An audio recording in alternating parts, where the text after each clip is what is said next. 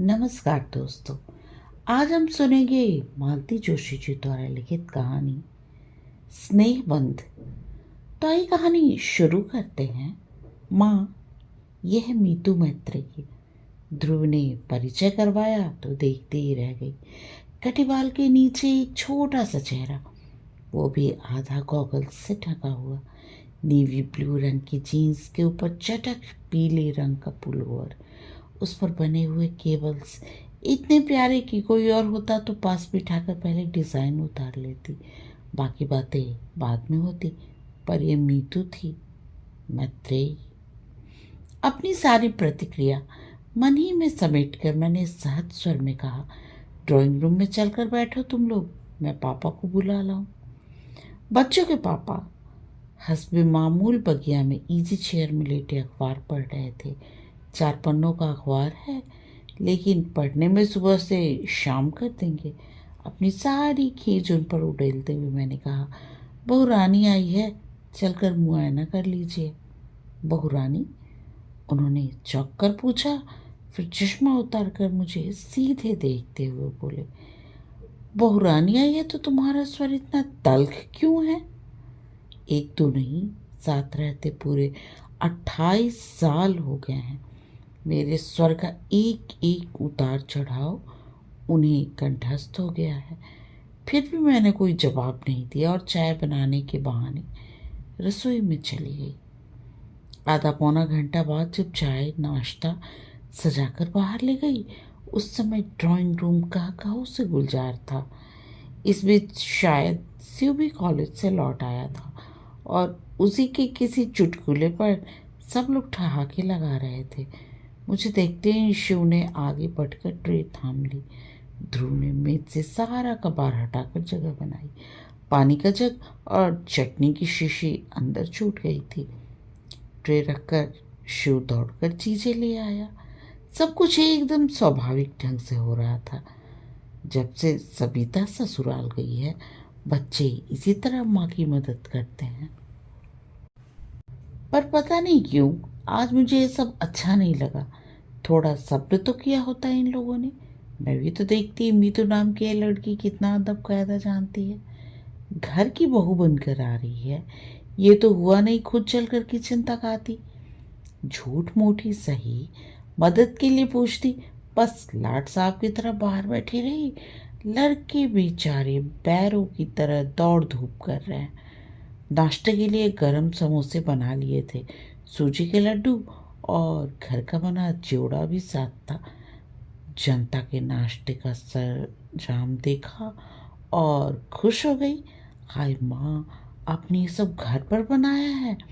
मीता किलक कर बोली, मैं तो बिलीव नहीं कर सकती, रोज इतना रिच नाश्ता देती हैं आप, तब भी आपके दोनों सुपुत्र मोटू मल हो रहे हैं।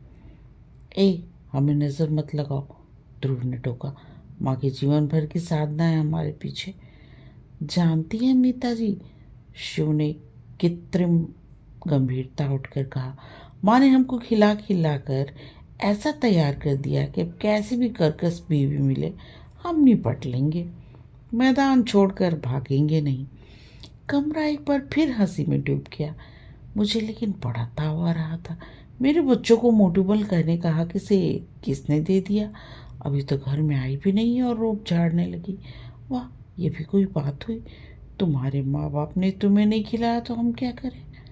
तुम अपने राज में डबल रोटी खिला खिला कर उसे दुबला कर लेना बस।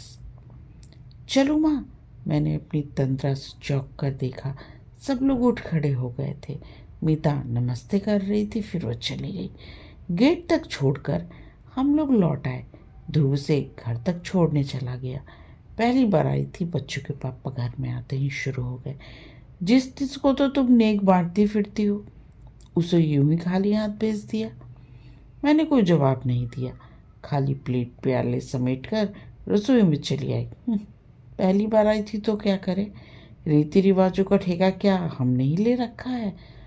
वो क्या एक बार झुककर पैर नहीं छू सकती थी? एकदम ही अंग्रेज बनी जा रही थी। सारी शाम मैं रसोई में ही बनी रही। मुझे मालूम था मेरी प्रतिक्रिया जानने को सब उत्सुक होंगे, पर मैंने किसी को हवा नहीं लगने दी। शिव एक दो बार आकर मंडरा गया, पर मैं बहस होने का दिखावा करती रही। रात खाने की मेज पर भी एक अव्यक्त तनाव था। बच्चों के पापा ने एक दो चुटकुले सुनाकर उसे तोड़ने की कोशिश भी की, पर बात कुछ बनी नहीं। खाने के बाद भी काम वहाँ कहाँ खत्म होता है। सारे दरवाजे खिड़कियाँ मुझी को देखनी होती है, घर भर की बत्तियाँ बुझानी होती है, टंकी में पाइप छोड़ना होता है, दूध दही के बर्तनों को जाली की अलमारी में रखना होता है, आंगन में सूखे कपड़े उतारना होता है। एक एक काम निपटारी जा रही थी। ध्रुव पास आकर खड़ा हो गया। माँ, उसने कांपते हुए स्वर में पुकारा। क्या है? तौलियों को तहाते हुए मैंने पूछा। तुम्हें मीता कैसी लगी? मेरे लगने का क्या है, तुम्हें पसंद आनी चाहिए बस। नो मम्मा, तुम्हारी पसंद बहुत ज़रूरी है, तुम्हारी और पापा की। शाम से मन में जो अंधर उठ रहा था ध्रुव के प्रश्न से तीव्र हो उठा। तुमने जवाब नहीं दिया माँ। अच्छा ये बताओ, क्या उसे पता था तुम उसे कहाँ ले जा रहे हो? मैंने प्रति प्रश्न किया। हाँ, क्यों? तो क्या वो ढंग के कपड़े पहन कर नहीं आ सकती थी? कम से कम तुम उसे। मैंने कहा था माँ। फिर? वो बोली, मैं जैसी हूँ वैसे ही उन्हें देख लेने दो, बेकार नाटक करने से क्या फ़ायदा। खैर, कपड़ों को छोड़ो, वैसे कैसी लगी बताओ? ध्रुव इतनी आजिज़ी से पूछ रहा था, उसका दिल दुखाते न बना। अच्छी है, मैंने अनमनी ढंग से कहा और बात समाप्त कर दी, वरना सच तो यह है कि मैंने मीता को ठीक से देखा ही नहीं था। पहली ही नज़र में उसका हुलिया देखा और मन खट्टा हो गया था। बहू को लेकर मन में कितनी कोमल कल्पनाएं थी, सब राख हो गई थी। गुस्सा तो अपने लाडले पर आ रहा था। प्रेम करते समय इन लोगों की अकल क्या घास चढ़ने चली जाती है। कैसे प्यारे प्यारे रिश्ते आ रहे थे, पर तकदीर में जो ये सर्कस सुंदरी लिखी थी ना, एक उसास भरकर रह गई मैं। एक बार हम लोगों की स्वीकृति की मुहर लगने भर की देर थी। फिर तो सारे काम फटाफट और कायदे से होते चले गए। मीता के पिताजी स्वयं घर आए और उन्होंने औपचारिक रूप से रिश्ते की पहल की। मीता को अपनी बहू बना लेने के लिए करबद्ध निवेदन किया।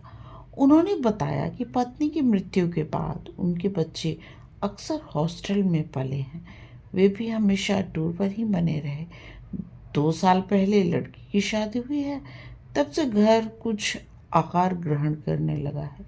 हॉस्टल में रहने के कारण मीतू काफ़ी कुछ सीखने से वंचित रह गई है। वे तो डर रहे थे, पर ध्रुव ने उन्हें आश्वस्त किया है कि माँ बहुत सहनशील और स्नेहमयी है, वे इसे अपने अनुसार ढाल लेगी। उत्तर में ध्रुव के पापा ने भी उन्हें आश्वस्त किया, कहा कि हम लोग इतने दकियानुसी नहीं हैं। एक आर्किटेक्ट लड़की में 16वीं सदी की बहू तलाश है। इस प्रकार बहुत ही सौजन्यपूर्ण वातावरण में परिचय का पहला दौर समाप्त हुआ। फिर धूमधाम से सगाई हुई। दोनों पक्षों ने जी खोलकर खर्च किया। दान दहेज तो कुछ लेना था नहीं, लेन देन की करवाहट भरी चर्चा से बच गए हम लोग। फिर भी मैंने सबकी नज़र बचाकर समधी जी के हाथ में एक लिस्ट थमा दी थी।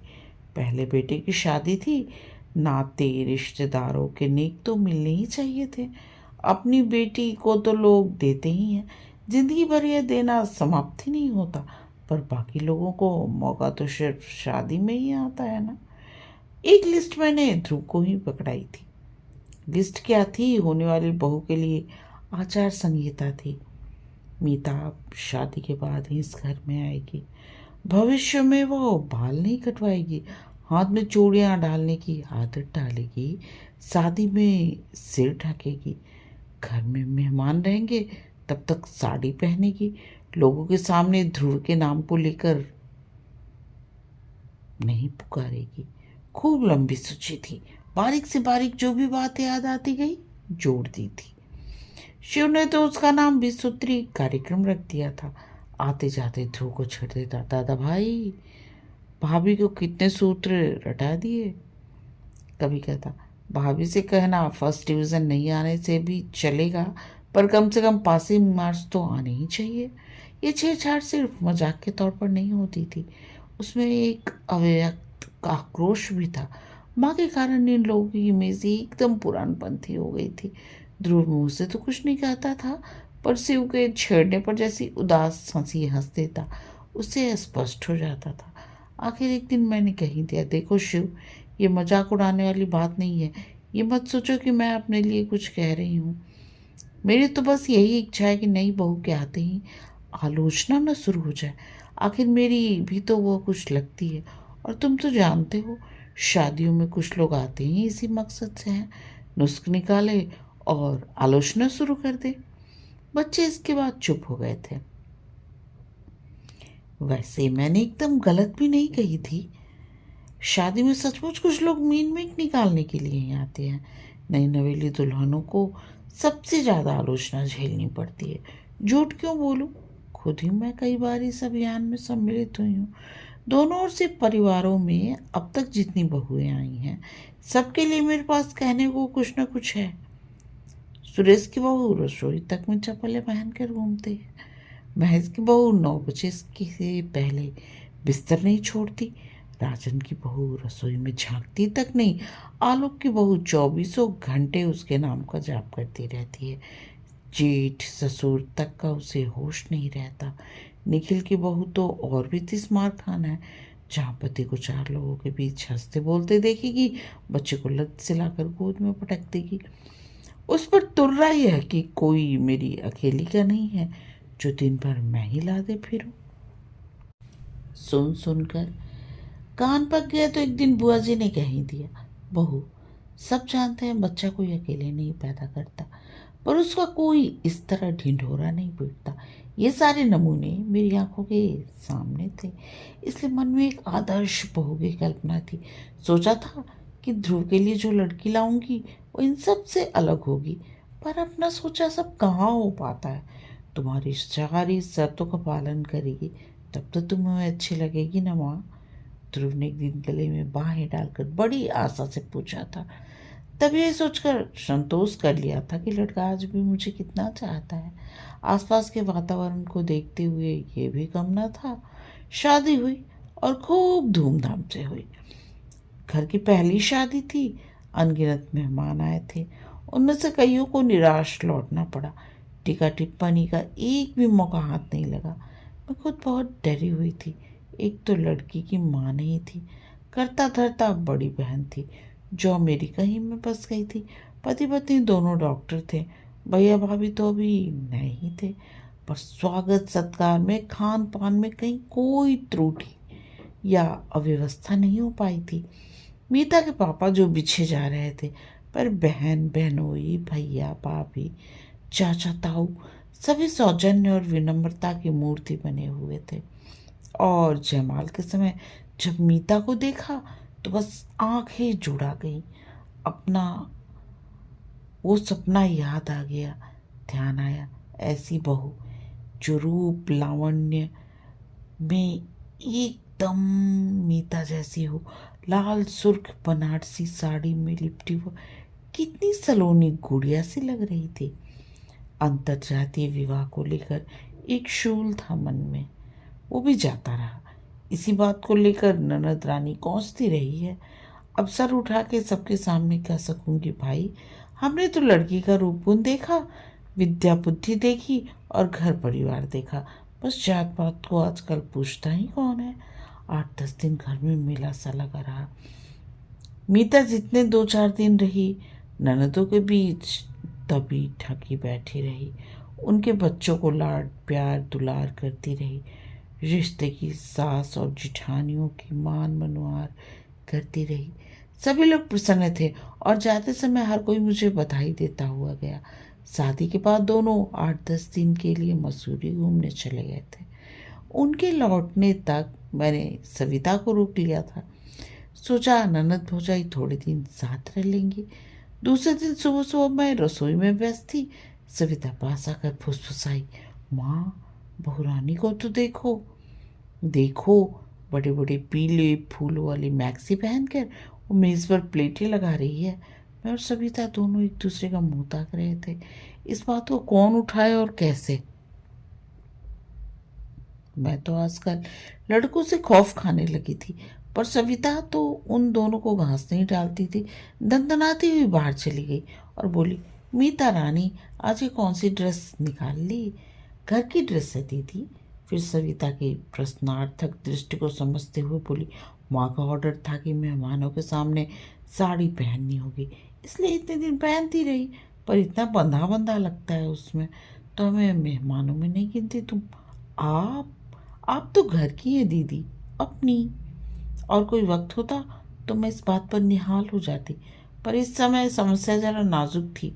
मैंने आगे बढ़कर कहा, बेटे, घर में जब तक कोई आ निकलता है, मैं लोग और अक्सर लोग तुम्हें देखने ही आते हैं, पर माँ, साड़ी पहनकर जरा भी कंफर्टेबल नहीं लगता। काम तो घर ही कर ही नहीं सकती मैं, बस गुड़िया की तरह बैठे रहना पड़ता है। तो अभी तुम्हारे गुड़िया की तरह सजने संवारने के ही दिन हैं। काम करने को तो जिंदगी पड़ी है, और अभी तो मैं बैठी हूँ। ठीक है, लेकिन माँ, ऑफिस में तो साड़ी पहन कर जाना जरूरी नहीं है। मुझे तो साड़ी पहनकर गाड़ी चला देना बनेगी। गाड़ी का मतलब लूना? ये भी एक शूल था मन में। शादी के सामान के साथ लूना देखकर मेरी भाभी फिच से हंसती थी। वाह ध्रुव जी, सीधेपन की हद कर दी आपने। आजकल 50 सुपर से नीचे कोई बात नहीं करता। आप कम से कम। मामी जी, ध्रुव बात काट कर बोला, ये मेरी नहीं, मीता की गाड़ी है। मेरे पास तो अपनी प्रिया है। मीता ने पापा से कहा था, जी वो चाहे न दे, पर एक गाड़ी जरूर दे। यानी सब कुछ अपने आप ही तय हो गया था। मन इतना खट्टा हो गया था, स्कूटर ही ले लेते तो क्या हो जाता। प्रिया शिव के काम आ जाती। स्कूटर पर तो दोनों जा सकते थे, तब ये पहनने ओढ़ने का झंझट भी ना खड़ा होता। दफ्तर सलवार कमीज पहन कर जाया करना। मैंने फैसला सुना दिया। लेकिन बहू घर में आती है तो समस्या सिर्फ पहनने ओढ़ने की ही नहीं रह जाती। उसका घर भर में उन्मुक्त होकर घूमना, खिलखिलाना, दिन भर ध्रुव डार्लिंग की रट लगाना, शिव से छीना झपटी करना, भूख लगने पर नाश्ते के डिब्बे टटोलना, बात बात पर गली में झूल जाना, सब कुछ आंखों में खटकने लगता। बच्चों के पापा तक को तो उसने नहीं बख्शा था। सुबह वे पेपर पढ़ते तो उनकी कुर्सी के हाथे पर बैठकर ही पूरा पेपर पढ़ जाती। घर में रहती तब तक उनके आसपास मंडराया करती, पापा का जाप किए जाती, उन्हें इसरार कर करके खाना खिलाती, दवाई समय पर न लेने के लिए डांटती। शाम को लौटती तो चाय का कप हाथ में लेकर सीधे बगिया में पहुंच जाती और छोटे से पीढ़े पर बैठकर उनसे बतियाती रहती। उस समय तो सचमुच मेरा खून जल जाता। घर में तो जो चल रहा है ठीक ही था, बाहर उसका प्रदर्शन करने की क्या जरूरत थी। आसपास के घरों में कई जोड़ी आंखें उस समय खिड़कियों में टंग जाती थी। हैरत तो ये थी कि बच्चों को, उनके पापा को ये सब सहज स्वाभाविक लगता था। उनके माथे पर शिकन तक ना आती थी। उस दिन तो हद ही हो गई। रोज की तरह हम लोग दोपहर की चाय ले रहे थे, मीता आंधी की तरह घर में घुस आई। अरे आज इतनी जल्दी? पहले आप लोग आंखें बंद कीजिए प्लीज़। क्या बात है? पहले आंखें बंद। और हमारे पलक झपकाते ही उसने दोनों के गले में एक एक फूल माला डाल दी और ताली बजाते हुए किलकने लगी। Many happy returns of the day. अरे क्या बात है, मैंने कहना चाहा। अरे एकदम मुझे याद आ गया, आज 12 दिसंबर थी, हमारी शादी की सालगिरह। दूसरी दूसरी बातों में इतनी खो गई थी कि इसकी याद ही ना आई थी। मेरा चेहरा देखते ही मेरे गले में झूल गई, पकड़ी गई ना। आप लोगों ने सोचा होगा चुप्पी लगा जाएंगे तो सस्ते में छूट जाएंगे। ऐसा नहीं होगा पापा जी। 3-4 कड़कते नोट तैयार रखिए, हम लोगों की नीयत आज अच्छी नहीं है। तुम्हें कैसे पता चला बेटे? हमें तो याद ही नहीं रहा था। इन्होंने गदगद होते हुए पूछा। लंच के समय ध्रुव की डायरी उलट पुलट रही थी, तब नजर पड़ी। अच्छा, तो ऐसी खबर ली है? इतनी इम्पोर्टेंट चीज भूल गया। ध्रुव है कहाँ? मैंने पूछा। शिव को लेने कॉलेज गया है। हमने तड़ी मारी है तो उसे पढ़ने थोड़े ही देंगे, आज तो हंगामा होगा। थोड़ी देर में वे दोनों भी आ गए। फिर तीनों ने मिलकर हम दोनों की आरती उतारी, पैर छुए और उपहार भी दिए। मेरे लिए प्योर सिल्क की साड़ी और पापा के लिए पुलोवर। उस समय दोनों चीज़ों का उद्घाटन करना पड़ा। फिर अमेरिका से उपहार में मिले कैमरे से घर पर रंगीन तस्वीरें खींची गई। फिर सब लोग फेमस स्टूडियो गए, वहाँ एक ग्रुप फोटो हुआ। उस फोटो के लिए मीता पारंपरिक बहू की वेशभूषा में सजी थी और मेरे पीछे खूब अच्छे से सिर ढककर खड़ी थी। शिव बार बार उसे छेड़ रहा था। फर्स्ट शो हम लोगों ने अंगूर देखी, फिर ब्लू डायमंड में खाना खाया, क्वालिटी में आइसक्रीम, और बनारसी पान वाले के यहाँ आकर पान खाकर घर लौटे तो रात के 11 बज रहे थे। बेचारा थक गई थी मैं, पर यह थकान भी कितनी मीठी थी। बाप रे, थक गई मैं तो। इन लोगों ने सचमुच हंगामा कर डाला। अब इतनी उछल कूद लायक थोड़ी ही रह गए हैं हम, रात मैंने हंसते हुए कहा। पर देखा ये चुप हैं और आग्नेय दृष्टि से मुझे घूर रहे हैं। क्या हुआ, मैंने घबराकर पूछा। वो लड़की बेचारी माँ माँ कहकर मरी जाती है, और तुम? क्यों, मैंने क्या किया, मैंने खींच कर कहा। मन में छाई खुशी भाप बनकर उड़ने लगी थी। मुझसे क्या पूछती हो, अपने आप से पूछो कि तुमने क्या किया है। वो बेचारी बिना माँ की लड़की, बिना माँ की है तो मैं क्या करूँ। मैं एकदम फट पड़ी। शाम ममता का एक सोता फूट पड़ा था, अंतस में वो जमने लगा। बिना माँ की है तो मैं क्या करूँ, ये तो बताइए। गोद में लेकर घूमूं या लोरी गाकर सुनाऊं। उन्होंने जवाब नहीं दिया और करवट बदल कर लेट गए। इतना गुस्सा आया, ये अच्छा तरीका है, जवाब देते न बने तो बात ही खत्म कर दो। अजीब मुसीबत है, मैं बुदबुदाई। दिन भर घर में धींगा मुश्ती चलती रहती है, छोटे बड़े का कोई लिहाज नहीं रहता। फिर भी मैं कुछ नहीं कहती, चुपचाप देखती रहती हूँ। फिर भी मुझे चैन नहीं है। पढ़ाई लड़की पर तो लोगों को इतनी ममता हो जाती है। साल 6 महीने में अपनी जाई घर आती है तो उसका तो कभी ऐसा लाड दुलार नहीं किया। वे एकदम पलटे। उसका लाड दुलार क्या खाक करूँगा। वो तो तुम्हारे अनुशासन में पली हुई बिटिया है, आज तक कभी खुलकर बात भी की है। अब चुप रहने की बारी मेरी थी। जनवरी के प्रथम सप्ताह में ध्रुव को अचानक 6 महीने की ट्रेनिंग के लिए जर्मनी जाने का आदेश मिला। घर में खुशी की लहर दौड़ गई। कितने सारे लोगों में सिर्फ उसी का चयन हुआ था। गर्व से हम लोगों के कलेजे गजगज भर के हो गए थे। जोर शोर से तैयारियां शुरू हो गई थी। मेरा दिल बैठने लगा। लड़का पहली बार इतनी दूर परदेश जा रहा था और नई नवेली बहू को पीछे छोड़कर जा रहा था। मीतू को भी क्यों नहीं साथ ले जाते, घूम आएगी, इन्होंने कहा था। लेकिन मीता ने इस प्रस्ताव का विरोध किया। वो बोली, बेकार रुपए फेंकने से क्या फ़ायदा पापा जी, ध्रुव का खर्च तो कंपनी देगी, मेरा तो हम ही लोगों को उठाना पड़ेगा। कभी अपना भी चांस आएगा, है ना शिव। वो हमेशा की तरह हंसमुख बने रहने का भरसक प्रयास करती, पर कभी कभी उसका चेहरा बेहद उदास हो जाता। स्वाभाविक ही था, पर मुझे चिंता हो चली थी। आखिर मैंने एक दिन ध्रुव से कहा, बेटे, तुम्हारे लौट आने तक तो मीता अपने पापा के यहाँ रहे तो कैसा है। कहीं भी रह लेगी माँ, 6 महीने की तो बात है, पलक झपकते बीत जाएंगे। और सब कुछ ठीक ठाक रहा तो लौटते समय 15-20 दिनों के लिए उसे बुला लूँगा, घूम घाम लेंगे। उसने तो बात समाप्त कर दी थी, पर मेरी चिंता वैसी की वैसी ही बनी हुई थी। बच्चों के पापा का इन दिनों कुछ ठीक नहीं था। वो यहाँ उदास बनी रहेगी तो उनका संबंध सीधे मुझसे जोड़ देंगे, इसलिए डर लग रहा था। शिव और मीता उसे छोड़ने मुंबई तक गए थे। लौटकर मीता अपने पापा के यहाँ चली गई। उसकी भाभी के यहाँ लड़का हुआ था। फिर महीने भर बाद भाभी अपने पीहर चली गई और उसने घर की देखभाल के लिए वहाँ रह जाना उचित समझा। हमने भी आपत्ति नहीं की। घर एकदम सुनसान हो गया था।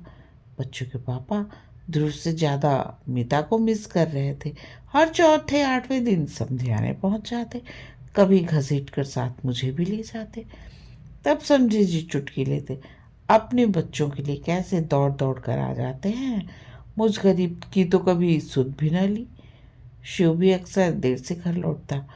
कभी भाभी के साथ शॉपिंग करनी होती थी या कभी उन्हें मूवी दिखानी होती थी। कभी कभार वो भी घर आ जाती, पर पहले का सा तूफान बर्पा नहीं करती। हंसती खिलखिलाती, पर उसमें पहले किसी जीवंतता नहीं थी। जब वो चली जाती तो ये कहते, कहा था साथ चली जाओ। तब नहीं मानी, पैसे का मुंह देखती रही। अब हनीमून घूल रही है। मार्च का अंतिम सप्ताह रहा होगा। एक रात इनके पेट में जोर का दर्द उठा। पता नहीं कितनी देर से तड़प रहे थे। मेरी अचानक नींद खुली तो देखा पेट पकड़े बैठे हैं। चेहरा सफेद पड़ गया है। क्या हुआ? मैंने घबरा कर पूछा। क्या पेट दर्द कर रहा है? इन्होंने जवाब नहीं दिया। मैं उठी, पानी गर्म किया, रोई में हींग की डली लपेट कर उसे जलाया। फिर प्लेट में अजवाइन, काला नमक, हींग और गर्म पानी लेकर इनके पास गई। वे मना करते रहे, पर जब मैं बार बार आग्रह करने लगी तो चिढ़कर बोले, तेरा बात को समझा करो, वैसा दर्द नहीं है भाई। फिर कैसा है? मैं 2 बार से बाथरूम नहीं गया हूँ। और अब बता रहे हैं। मैं फटी फटी आंखों से उन्हें देख रही थी। शिव के पेपर्स चल रहे थे। शायद पढ़कर शायद अभी अभी सोया था, पर उसे जगाना पड़ा। उतनी रात जाकर वो डॉक्टर शुक्ला को लिवा लाया। उन्होंने मुआयना किया और पूछा, ये तकलीफ कब से है आपको? जी 15-20 दिन से। थोड़ा कष्ट हो रहा था। इतना ताव आया मुझे। इतने दिनों तक चुप बने रहने की क्या तुक थी? शिव बोला, माँ, ये समय गुस्सा करने का नहीं है, बाद में निपट लेना, पहले उन्हें संभालो। राम राम करके वो रात बीती। सुबह भर्ती होना ही पड़ा। प्रोस्टेट की शिकायत थी, ऑपरेशन जरूरी था।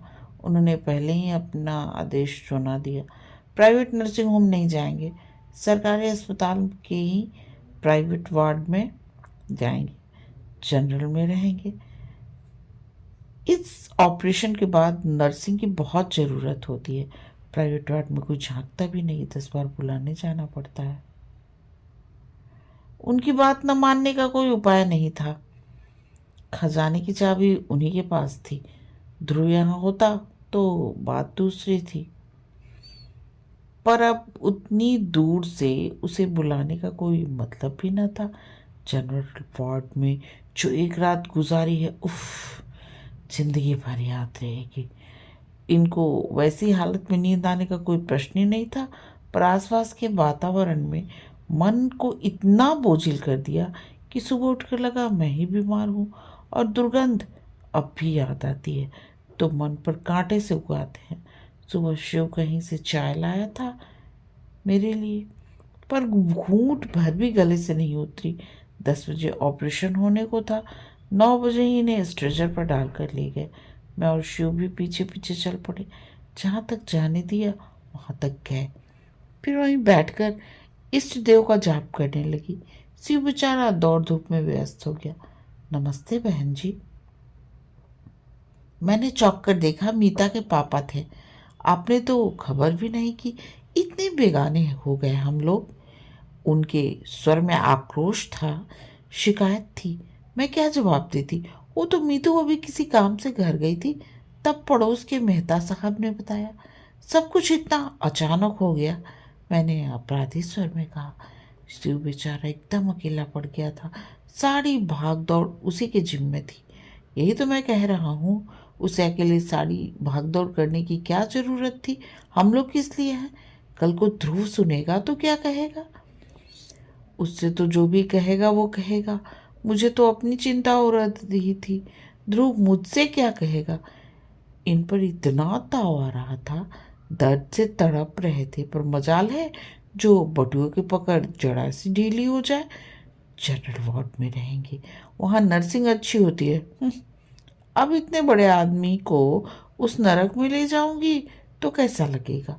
अपनी इस दुश्चिंता में मैं, माफ़ कीजिएगा, अपनी इस दुश्चिंता में मैं पूछना ही भूल गई कि मीता कहाँ है।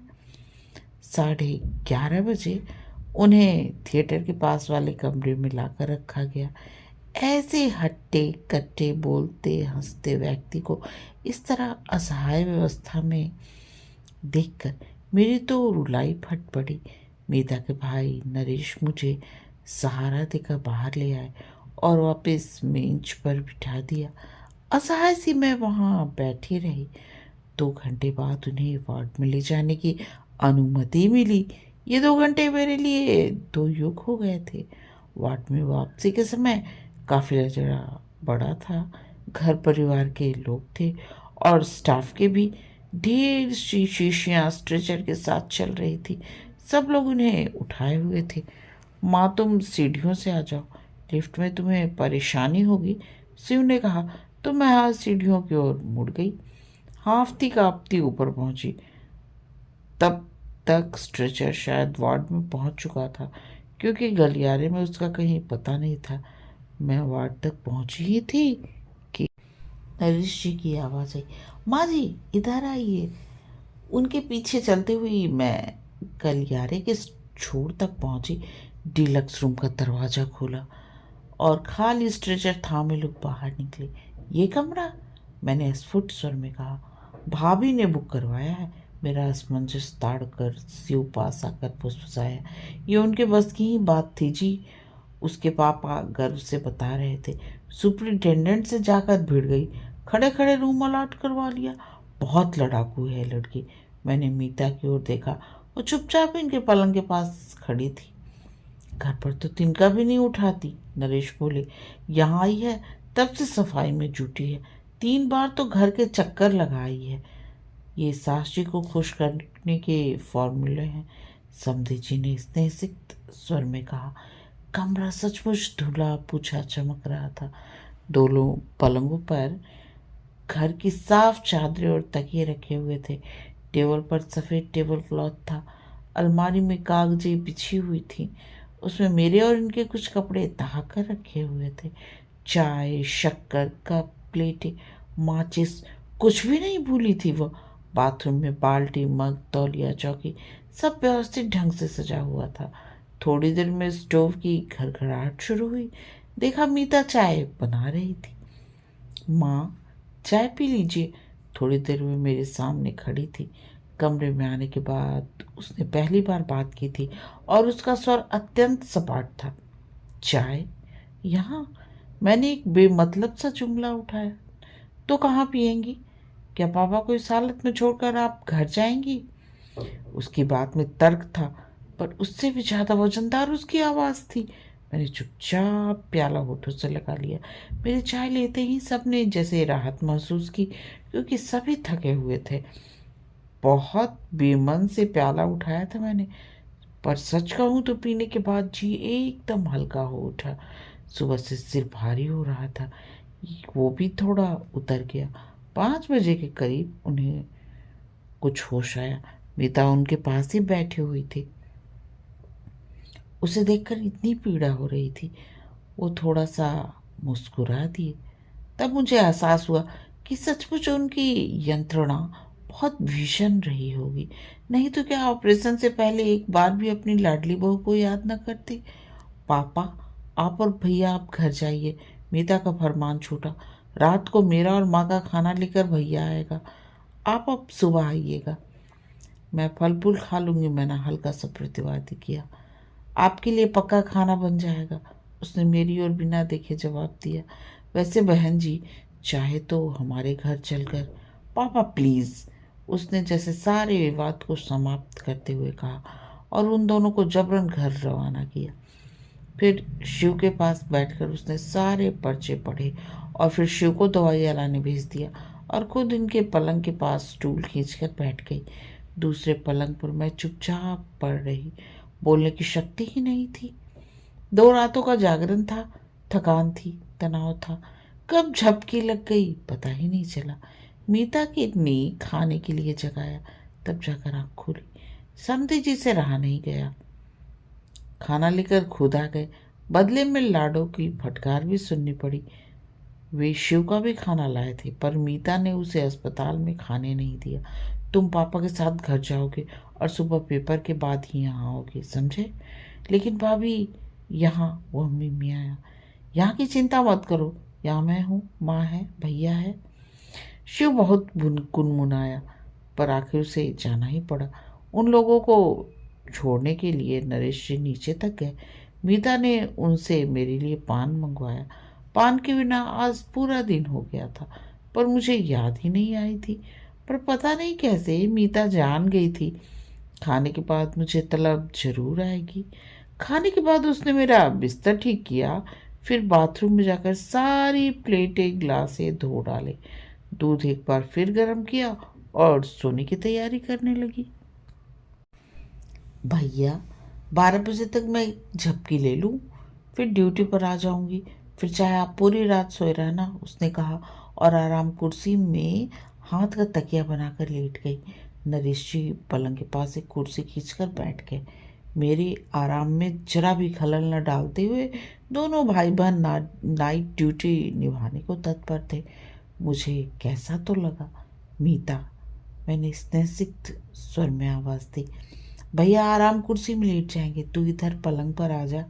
दिन भर खड़ी ही खड़ी है।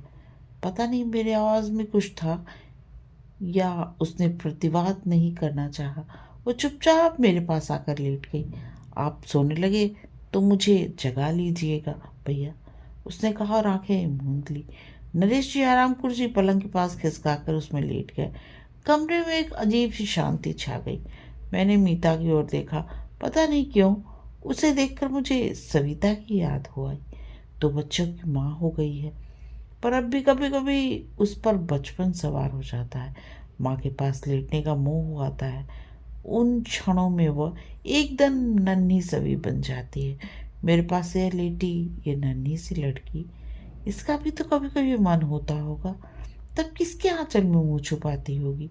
बड़ी बहन है, वो 7 समंदर पार इतनी दूर है। भाभी तो खुद ही लड़की है अभी। वो मेरी ओर पीठ करके लेटी थी, निस्पंद। सलवार सूट उतार कर उसने नाइटी पहन ली थी।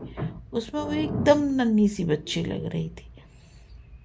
दिन भर किसी उग्र तेज से दप दप करता उसका चेहरा अब एकदम निरीह निष्पाप शिशु का सा लग रहा था। ममता का एक जोर सा उठा मन में, एकदम उसे अंक में भर लेने की इच्छा हुई, पर संकोच से मैं बस उसकी पीठ पर बालों पर हाथ फेरती रही। वो मेरे वात्सल्य के उद्रेक से अनजान वैसे ही निस्पंद पड़ी रही। अचानक मेरी उंगलियां उसकी पलकों को छू गई। वे गीली थीं। क्या हुआ बेटे, मैंने प्यार से पूछा। वो कुछ नहीं बोली, बस जैसे रुलाई रोकने के लिए होठ सख्ती से भींच ली। अपने पापा जी के लिए परेशान हो, पर डॉक्टर साहब तो कह रहे थे वे एकदम ठीक है, ऑपरेशन बहुत अच्छा हुआ है, बस 1-2 दिन में उठकर बैठ जाएंगे, यही कह रहे थे ना। कहते कहते मैं भी शंकाकुल हो उठी। वो एकदम पलटी, कुछ क्षण मुझे देखती रही, फिर मेरी छाती में मुँह छुपाकर सुबकते हुए बोली, पहले यह बताइए आपने हमें खबर क्यों नहीं की। पापा जी इतने बीमार हो गए और किसी को मेरी याद भी ना आई। यही तो। अपने आप को कटघरे में खड़ा करके मैं बार बार पूछ रही थी, मुझे इसकी याद क्यों नहीं आई। अपनी बिटिया को कैसे भूल गई थी मैं। कहानी समाप्त। कहानी सुनने और अपना कीमती समय देने के लिए आप सबका बहुत बहुत धन्यवाद।